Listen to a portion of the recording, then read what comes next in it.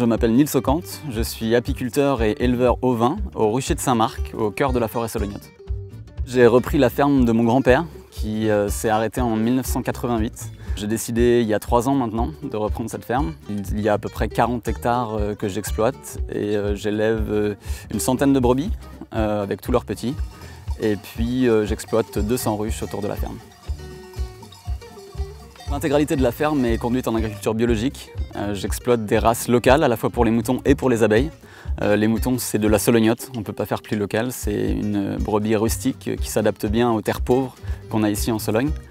Et mes abeilles, je travaille autant que faire se peut avec de l'abeille noire de Sologne également, qui produit peut-être un peu moins de miel que d'autres, mais qui fait, je crois, un miel plus polyfloral et peut-être de meilleure qualité. Nous sommes dans un village qui s'appelle Ivoile-Marron. C'est pas pour rien, parce qu'il y a eu ici depuis plus de 300 ans une châtaigneraie immense qui aujourd'hui malheureusement a perdu puisqu'il n'y a pas eu d'arbres plantés entre. Alors moi je m'efforce de planter également des châtaigniers à la fois pour les abeilles et pour mes moutons qui à l'automne après la récolte passent après nous et bénéficient aussi des châtaignes qui restent. Les abeilles, elles, font du miel de châtaignier. Qui est probablement le miel le plus typique ici à Ivoile-Marron et ici au cœur de la Sologne. C'est un châtaignier qui n'est pas monofloral parce qu'en même temps il y a toujours de la ronce en fleurs, il y a encore de la bourdaine en fleurs, il y a en ce moment de la bruyère à grelots qui fait qu'on a un miel de Sologne très particulier, très typé et qu'on n'arrive pas à trouver ailleurs.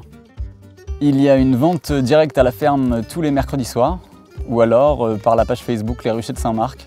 On peut faire des commandes et venir les chercher plus tard. Être apiculteur et éleveur ovin, on se demande parfois pourquoi. En fait, mes troupeaux d'abeilles et mes troupeaux de moutons sont assez complémentaires. Je fais des cultures mellifères pour mes abeilles qui vont potentiellement faire du miel ou au moins faire des réserves pour pouvoir passer l'hiver. Et ensuite, ces cultures sont pâturées par mes moutons. Donc les deux en bénéficient.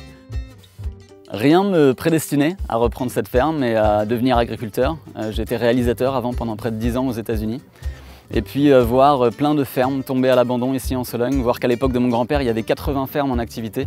Aujourd'hui, on n'est plus que 3.